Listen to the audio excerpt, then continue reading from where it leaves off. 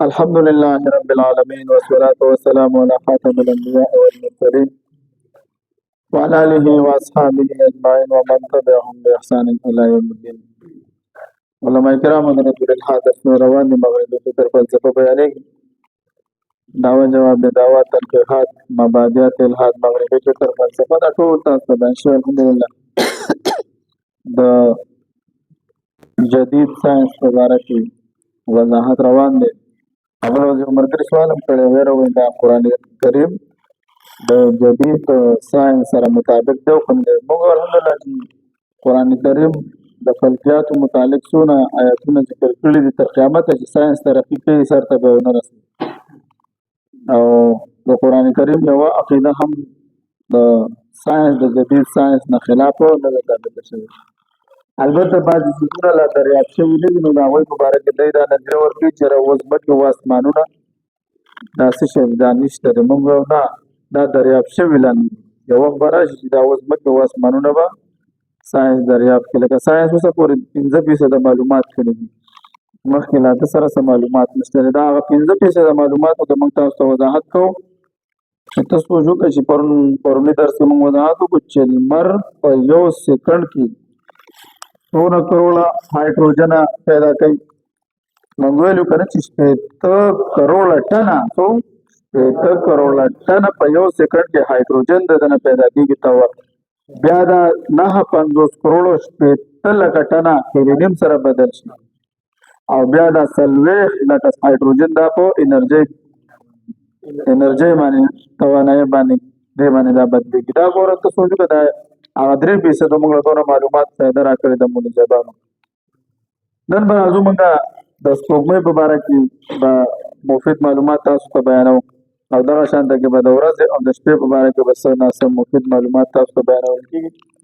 نو دوستانو عبارت ته ګوره دا زموږ دا کتابونه چې دا د فلکیاتو سره تعلق ساتي دا ویل کېږي په مدارس کې. خو موږ په طور د نظریه ویل کېږو هلته مې په طور د معلوماتو ته ویل دلته څه په طور د نظریه او د عقیدې ته ویل دې دپاره ویل چې زه دا زده کړم او دلته څه وکړم ملحد ته جواب هم د دې فارمولونه هغوی څه کوي بس داسې شوي دي او داسې شوي دي بالکل شوي دي امکان نه کوي. دا څوک کوي د ده کنټرول کوونکی څوک شته او که نشته که خود به خوده کېږي. نو په دې څیز کې نو دغه فرق دی د مرجبانو او بعضې ملګرو فلکیات ویل دي هغوی ته بیا اسانه وي دا سبقونه. د سپوږمۍ په باره کې مفید معلومات. بسم الله الرحمن الرحیم. د سپوږمۍ په باره کې مفید معلومات. په اوله زمانه کې د خلکو خیال و چې سپوږمۍ رڼا خپله ده. مخکې به او اسلام هغه وضاحت کړی چې د سپوږمۍ رڼا خپله نه ده مرجبانو. اوس بارک دی څه ده د نور رڼا خپله ده او د سپوږمۍ دا خپله نه ده. قرآن هغه وضاحت کړی دا اوس جدید ساينس هم دا ثابته کړه چې دا څه شی ده دا سپوږمۍ او دا سیاره ده که نه. او د سیارې تعریف کې موږ ویلو که چې د څه وي شاباس د رڼا خپله نه وي منجبانو. شاباس. خو جدید ساينس وضاحت وکړو چې د ځمکې په شان د سپوږمۍ رڼا خپله نه ده بلکې دا د لمر نه رڼا او توانایي حاصلوي. د سپوږمۍ قطر 3476 کیلومتر دی. د سپوږمۍ قطر چې دی دا 3476 کیلومتره دی. دا د ځمکې 1.4 پټه جوړېږي. د ځمکې 12,000 دی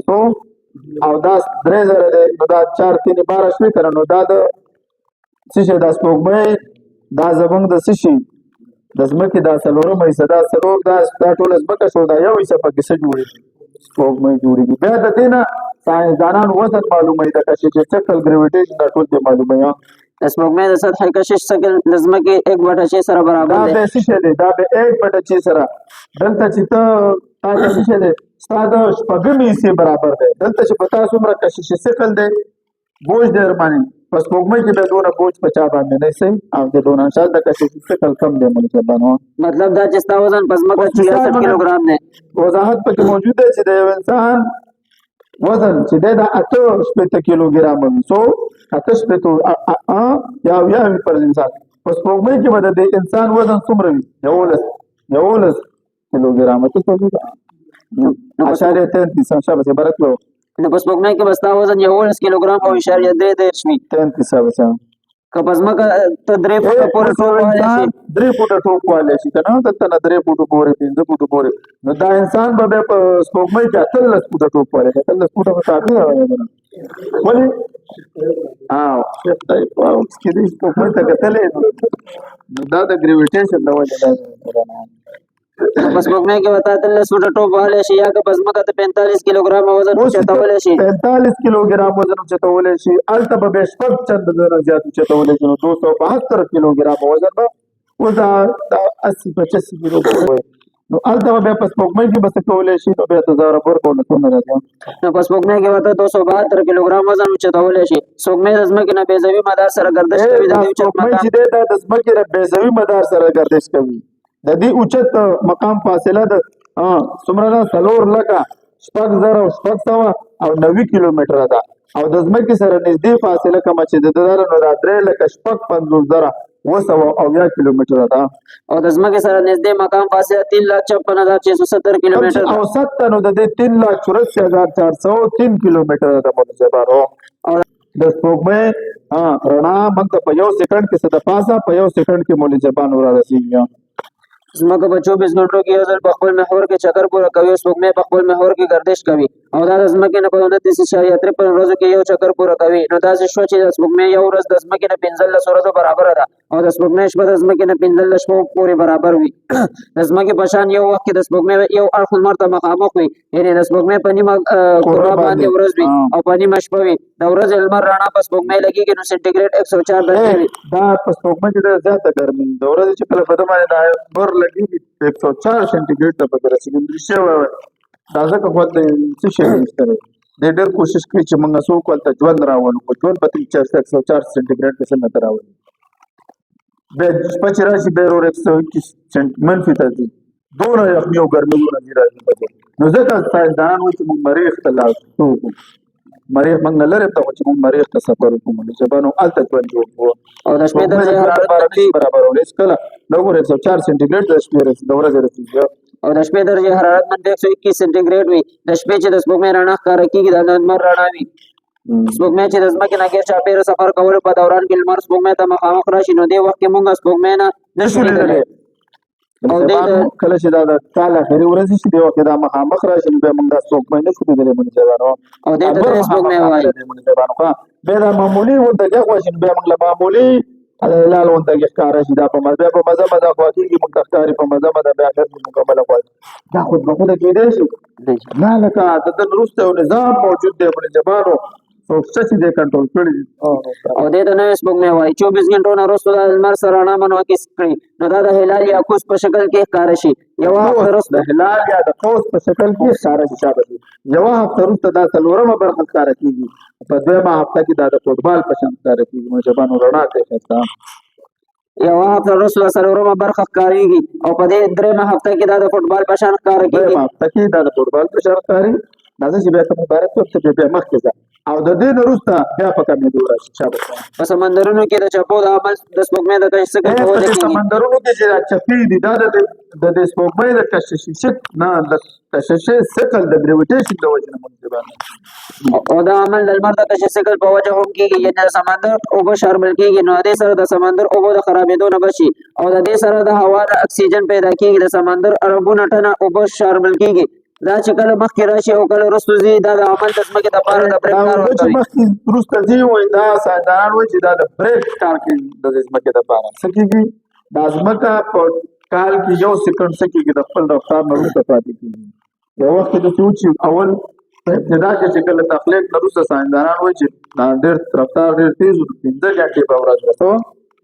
یو وخت را روان دی چې دا به 15-50 غنټو ته ورسېږي څه به شي ورځ او کال ته به هم راځي چې حدیث مبارک دی دا به هغه وخت ثابتېږي چې دجال لوځي اوس دا کوشش کوي ساینسدانان به هغه وخت ته ورسېږي چې دوی وایي چې موږ د ځمکې رفتار څه کوو په مزه کوو او دوی ډېر کوشش کوي لکه هغه وخت به دوی کامیاب شي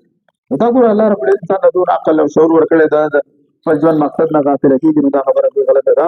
چې کله د گردش رفتار کم شي نو ورځ غټه شي د دې عمل په وجه د هر کال نه وروسته زموږ ورځ 1 سکند اوږده شي دا د شاربلو طریقه د کربونو کال نه را روانه ده د ساینسدانانو مطابق په ابتدا کې ورځ صرف 15 غنټې وه چې اوس 24 غنټو ته رسېدلې ده او د قمري میاشت د ځمکې یوې ورځې برابر وي هغه اوس 29 ورځو ته رسېدلې ده. قمري میاشت چې وه د ځمکې د یوې ورځې برابر وه منظمانو هغه اوس 29 ورځو ته رسېدلې ده او په مستقبل بعید کې به ځمکه یو ورځ 320 غنټې وي. اوس 24 غنټې ده که نه ته سوچ وکړه چې 320 غنټو ته به ستا یوه ورځ ورسېږي منظمانو. تر دې پورې داسې وخت به راشي یوه ورځ به 550 موجوده ورځو ته ورسېږي او بیا به مزید حساب کېدل بند شي او سفر به وروسته شروع شي. به شروع شي بس بیا به څه شي بیا به د تخلیق ختمېدل شروع شي په مزه مزه به سفر د آخرت شروع کېږي منظمانو. بس دا دنیا د وجې ترې لاړه شاهانانه زندانان دا روان دی دنیا موږ به ځو یقینا د ګوره موږ چېرته راغلي روز د مولدینو سره زه راشم زه ورته اول راځه ته چېرته راغلی ته نه وي 50 کاله مخکې ته هم نه وي که ته 50 کاله وي یا 80 کاله مخکې چېرته وي چا ته هم پته نه چې موږ چېرته وو موږ هله نارواح دي موږ بل کائنات اوس راغلي وو اوس موږ ته پته لګیا لکه دا تېر شوی دا تېر شوی دا تېر شوی لږ وخت بس به بیا موږ مړی وو دا زموږ ګوره دا علما کرامو بیانونه اورو که نه هغوی لاړه جنت کې ګرځي لیکن بیانونه یې موجود دي داسې هغوی هم داسې زموږ غوندې ژوند دی او زموږ به بیا وخت کې به دا بیانونه موجود وي او موږ به څه یو موږ به خاورو لاندې موږ به د خاورو نه لاندې خو بابا وایي که نه امانت به د لحد په منځ کې پروت وي امانت به د لحد په منځ کې پروت وي که چاګان په امانت به د دنیا نو بس الله رب العزت زموږ آخرت بسته کړي مهربانه شابه په خط استوا باندې د ځمکې گردشي رفتار اندازه تقریبا 1722 کیلومتر فی غنټه ده. عبارت څه وایي په خط استوا باندې د ځمکې گردشي رفتار اندازه تقریبا 1722 کیلومتر فی غنټه ده او د سپوږمۍ په خط استوا د گردشي رفتار اندازه 17 کیلومتر فی غنټه ده او دواړو د گردش رفتار فرق سپوږمۍ په توازن کې ساتلې ده. د سپوږمۍ نیمه حصه د ځمکې طرف ته ده او دې ته زمیني سمت وایي. شابه سبانو دا وضاحت وشو دا ټول څنګه کوي ساینسدانان وایي چې په دې دا موږ نه څونه لرې ده او د دې څونه ټنه وزن دی د دې دپاره دی وایي چې دا د ناپ او طول یو اندازه ده منظمانو صرف موږ لږ مختصر غونډه کې ذکر کړی شابه. تاسو ماشومان لیدلی وي چې د پولي سره بال ورکوي ته یو بال وتړی که یا باڼچک دی باڼچک باندې بلنګپ ځنګلې دي د باڼچک مثال یې ومه چې ماشومانو څومره چې ته تیز تاوېږي دونه فعال ځي بس نو دوی وایي چې دا بال ته څونه تیز تاوې نو دا به څه کېږي دا به ډېر په تیزۍ سره تاوېږي ځمکې ته به نه راغورځېږي خو دې سره به د لاس طاقت څه کېږي استعمالېږي منظمانو نو دا دغسې رفتار روان دی په یو اندازه کې روان دی منظمانو هر یو دپاره څه شی دی اندازه مقرره ده چې لا الشمس ينبغي لها ان تدرك القمر ولا الليل سابق النهار وكل تاسو ماشومان لیدلی چې د پړي سره بال وتړي په تیزۍ سره تاووي دې سره هغه بال په ځمکه غورځېدو نه بچ وي ګین چې څنګه په هوا کې شي د ځمکې قوت د خپل طرف ته راکاږي لیکن د لاس قوت د ګین په ځمکه غورځېدو ته نه د لاس قوت موجود دی چې دا ګین څه کیسه تاوي که نه منصبانو ګین چې څومره په تیزۍ سره تاوي د ځمکې نه غورځېدو نه بچ کولو دپاره په لاس قوت استعمالېږي قوت زیات استعمالېږي لیکن که ګین په مزه مزه تاوي نو د ځمکې د غورځېدو نه بچ کولو لپاره بیا لاس قوت ډېر استعمالېږي دا منصبان په مزه مزه تاوي نو بیا به خامخا څه کېږي منصبانو بالکل همداسې به کوم محور کې گردش کوونکې ستاره یا سیاره لیدلو سره ماهرین علم فلکیات د دې وزن او کش سکل قوت ویلی شي. دا مثال په طور زموږ د سپوږمۍ ته وګورو د خپلې ځمکې د کش سکل او وزن ساینسدانان ښودلی شي. مثال موږ ته معلوم دی چې سپوږمۍ زموږ د ځمکې نه یوه میاشت کې چکر لګوي او سپوږمۍ زموږ نه 3,84,3,40,000 کیلومتره لرې ده. د دې اعدادو نه چې ساینسدانانو وکتل او د کشش ثقل کب د ګریویټیشن وایي نظریې سره د یو څو فارمولو په مدد سره نورې څه فارمولې پکې دي هغوی پکې دا معلوم کړل چې د ځمکې وزن 6,000 بلینه ټنه دی 6,000 بلینه ټنه. همداسې ساینسدانان وایي چې د لمر وزن څومره دی. دوی وایي چې ځمکه د لمر نه یو چکر 365 ورځو کې پوره کوي څونه اندازه کې کوي دا خو ټولو ته پته ده چې څونه رفتار کوي زمونږ 3,315 ورځو کې او نور زمونږ نه 15 کروڑ کیلومتر لرې دی نو دوی حساب ولګولو چې لمر د ځمکې په مقابله کې 3 لکه چنده وزن دی 3 لاک ګونه څه شی دی زیات وزن لري څه شی جانور دا ټول کائنات زمونږ چې کوم کائنات دی زمونږ موجوده زمونږ نظام شمسي دی ته څه کوي توانایي صرف دا بابا ورکوي دا خود به خود پیدا شوی دی خود به خود دنه نور جوړ شو دنه سپوږمۍ جوړه شو دنه مریخ جوړ شو دنه ځمکه جوړه شو خود به خود وجود انتظام والا نشته دا چا نه پیدا شوي دي د بېجانه مادې نه پیدا شوي دي بیجاره ماده ادا کیدای شي قوانینو د فطرت کې څه نشته څه پکې نشته شعور پکې نشته حیات پکې نشته نو دا څنګه خود بخود وشي د دې اصولو په رڼا کې ماهرین پر کې د کهکشانونو ته د کتلو سره اندازه کوي چې څومره لرې دي او د خپل محور نه غیر چاپیره څومره تیزی سره چکر لګوي او خپل چکر څومره وخت کې مکمل کوي ستارې هم په خپل محور کې چکر لګوي څنګه چې د لمر نه غیر چاپیره چکر لګوي ساينسدانانو چې څومره تحقیق کړي دا صرف 3% دی 97% پته نشته چې اخواص دي 3% کې دونه معلومات وي تراغلي د ورځې او د شپې په اړه کې مفید معلومات دوستانو تاسو جوړه کنه دا شپه اوس څه شي ده شپه په بازار مزه سکیږي نورم غټیږي دا به تر دغه پورې کېږي مولوي صاحبان او دسمبر پورې کېږي غالبا او هر یو کال د دسمبر 22 دسمبر پورې دا سکیږي 22 دسمبر پورې دا ورځ سکیږي وړ کېږي شپه غټیږي هر کال دا سکیږي بیا 23 مارچ یا 22 مارچ او دا شانته کې 23 ستمبر په دې کې سوي 12 غنټو تر هر کال دا سکیږي تاسو توازن پکې موجود دی مونږ شبانو دا نو دا د نورسته دا څنګه کېږي چې دا خود په خود وشي شبانو د ورځې او شپې په اړه کې مفید معلومات د 22 جون نه وخت تر 23 دسمبر پورې روزانه د 22 جون نه واله تر 22 دسمبر پورې روزانه د 80 سکندو حساب سره مونږ شبانو ورځ وړي تر دې چې در دې 10 غنټې او شپه 16 غنټې شي او همداسې 22 دسمبر نه اخله 21 جون پورې تر دې چې ورځ 16 غنټې شي او شپه 10 غنټې شي او ناشنا خبره خدا ده چې د هر 23 مارچ او د 23 مارچ او هر 23 ستمبر د 23 ستمبر ورځ د شپه ورځ دواړه برابر دي 12 غنټې سوي ورځ او 12 غنټې شپه کله نه چې الله تعالی دا دنیا پیدا کړې دا سلسله جاری ده په دې کې فرق نه دی راغلی ټول تعریفونه د هغه الله لپاره دي چې دا کائنات پیدا کړی ولې زبانو د سمندر دا اوبنم کینې دي کله چې پورته تاسو دې کې څونه حکمتونه دي دا وضاحت موجود دي کچې دې کې دا نمکینواله نه وي نو یا ساته د سمندر د بوی د وجه به موږ ته انسانان به ټول ختم شي بیا په دې کې چې کوم مخلوقات ژوند کوي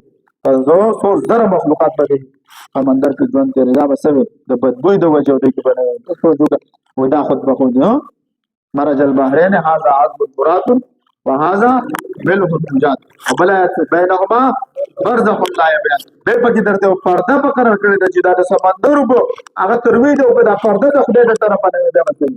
ما پاو یو بل تر په دې باندې ما ته وی په دې کې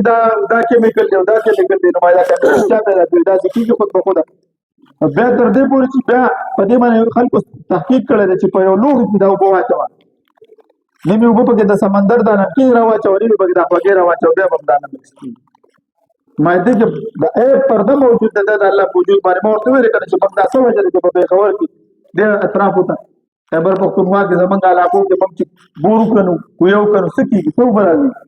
خوږې وبرو جوړ ته تاسو کوي هغه علاقو کې نمکین وبرو وې دې ته ګاډ وې او کته ته خدای وې او کته ته قدرت کو ما نه خدا د طرف ته ځای پیدا کړی دی هم باج ملحدین دی و چې د قدرت مونږ یو قائل او خدای مذهبي خدای قائل نه یو موږ ورته دا فرق د کوم ځای راوځي دا چې د کوم قدرت ایمان لري په خدای غزم رب ته چې دا پیدا کون کې د هر څه د کار په موږ وضاحت کړی چې دا اسماء ما پیدا کړی دا اسمان ما پیدا کړی دا نظام ما روان کړی دی او د موږ له څه شي کړی دی موږ له بیان کړی دی موږ جواب موږ سره په عقلي او نقلي دلایل موږ سره په جوابو دا خبره موجود دي د سمندر او په ولې د چې د مولجبانو د کې څه وجه ده دا وضاحت موجود دی مکه دا یو عامه تجربه چې د باران او په سیلاب په شکل کې په مختلف ځنګلونو تیرې دي او بیا به سمندر ته ورسېږي نو هم خیال دا و چې د ځنګلونو هغه بوټي او جړ او برکت ورته په کومو کې چې نمکيات دي د هغې د وجه نه د سمندر اوبه نمکینې دي دا مخکې دا نظریه پیش کړې چې دا سمندر ته چې کوم اوبه راځي دا خو د بره غرونو نه او اطرافو نه راځي او د ټولې دنیا او دلته نه چې څونه سیلاب راشي د دې اخر ځای څه کوي سمندر دی کنه نو دا چې په دې څونه غرونو راغلي هغه نمکيات ورغلي دي نو دا وجه نو د دې د دنیا د ټول نه زیات نمکین سمندر هغه څه دی بحر مردار دی مطلب په دلته بل څه دار چې الله تعالی دا دومره لوی سمندرونه ولې نمکین کړی دي دا ځکه چې کدا سمندرونه نمکین نه وي نو دا به د اوبو خراب شي او ټول مخلوقات ته دا مریان لګیدل دا دی و چې د دې خوا راځي او دا نمکيات وجدنا دا سره دا کدا سره د موږ په نمکینو بس کله کنه موږ ولې خوږی نه پوهیږي دا په قانون خلکو استدلال څو صحیح نه دی کنه زبانو دغه خپل خصوصیت دی وګورئ الله پیدا کړی د نمکینوالو منځبانو د ساینسي تحقیق مطابق د سمندر اوبه نمکین کېدل دا د سمندر لازمي جز دی. الله تعالی چې کله نه د دنیا پیدا کړې د سمندر اوبو حفاظت لپاره څلور قسمه تنظیم کړی دي. څلور قسمه د سمندر د اوبو د سمندر د مخلوقاتو حفاظت کړی منځبانو دې سوال سمندر سره دا غي حفاظت نه شوی تاسو حفاظت هم شوی سکیږي کدا بارانونو د اوبو بل شي ځوان به تیر شي هیڅ کله نشي کېدلی ته سوچو که چې د دې په ذریعه زمونږ منصبانو حفاظت شوی دی. اول نمبر د اوبو نه بخارات جوړ کړي او جراثیم نه پاکي کړي د اوبو په ذریعه یې هغه علاقو د ضرورت لپاره رسوي کومو علاقو کې چې ورته ضرورت وي او هلته د باران په صورت کې نازل اول نمبر منصبانو د اوبو نه بخارات جوړ شو د دنه شي دا د جراثیمو نه پاک کړي د ورځو په ذریعه سره پیدا شي اول چې د سمنا د نور د درجه حرارت په سمندر باندې ولګي د مرز د حرارت په وجه په دې کې بلبلقې پیدا شي د بلبلقو په وجه باندې دا هوا پر راشي دا چې د بلبلقې کوڅه کوي کنه بیا علاقو ته ورسیږي بیا باندې خوږي وبره نازلېږي ته سوچو د دې نه نمکيات څه کیږي بره فضا کې فلټر کیږي پته ولګي چې څوک سره تنظیم والا کنه دویم نته د اورګان په ذریعه د اوبو لاندې سفر کړي په دې سره د اوبو کې حرکت پیدا شي او د اوبو د خرابېدو نه بچي. دویم نمبر منصبانو د تیزو هواګانو په ذریعه د اوبو لاندې سفر شي او بره لاندې شي حرکت پکې پیدا شي منصبانو. دریم په سمندر کې مخصوص لارې دواړه غاړو ته اوبه ساکت وي او په منځ کې یو لاره جوړه شي د نهر په صورت کې بهیږي بل ځای ته منتقل کیږي او د بحري تېرېدل وایي. بحري تېرېدل قدرت کار ته وګوره کنه سمندر د ټول اوبه ده اوبه ده کې د میز کې او داسې یو لهر یو چپه غونډه کې یو د نیر غونډه کې دغه جوړ شي اخوا دغه سړونو کې اوبه ساکت کې د میز کې د سره سکیږي دا اوبه هغه سره رسیږي هغه سره رسیږي بس هغه په جوړ حرکت پکې جوړ شربت کېږي د دې بوجه باندې منځبانو دا اوبه خرابېدو ته نه پرېږدي منځبانو. څلورم د کشش کړی تاسو وګورئ عام خسته اوبه راواله پاک اوبه او یو ډنډ ته جوړ کړ هفته پسې بیا وګوره بیا به د څښلو قابل نه به یې قابل منځبانو هېڅ د موټر نه راځي هېڅ وایرس هېڅ جراثیم هېڅ حیوانات یې پکې خوله نه وي دا به بیا هم خرابېږي اشنې به شي اخر کې بوی کوي بیا منځبانو ته سوچ وکړه او دا دونه اوبه چې څومره فیصد اوبه دي حضرت څومره اوبه دي تا ویل وکړه 71% اوبه دي 71% ته سوچ وکړه دا وګوره دا 1% اوبه دي منځبانو شاباس کشش ثقل څلورم نمبر د کشش ثقل او د کشش کمر سپوږمۍ په ذریعه سره یې اشار وي اوبه مسلسل حرکت کوي په دې سره د اوبو تازهوالی موجود دی بېشک الله تعالی په هر څه باندې قادر دی. سیاره د ستارې د کشش ثقل په وجه کنټرول کوي زموږ په نظام شمسي کې لمر ستاره ده او باقي نه سیارې دي زموږ د ځمکې سره دا ټولې سیارې د لمر د کشش ثقل په وجه کنټرول دي. نوټ په سیاره او ستاره کې بنیادی پرده ستاره په خپل رڼا پیدا کوي سیاره د ستارې د رڼا په وجه روښانه شوی کنه د کشش ثقل وضاحت د دې منځبانو دا نظریه چې دا نیوټن بابا پیش کړی و نیوټن په خپل د دې مبارک ملحدین کوشش کوي چې دا ملحد ثابت کړي دا خبره د دې غلطه ده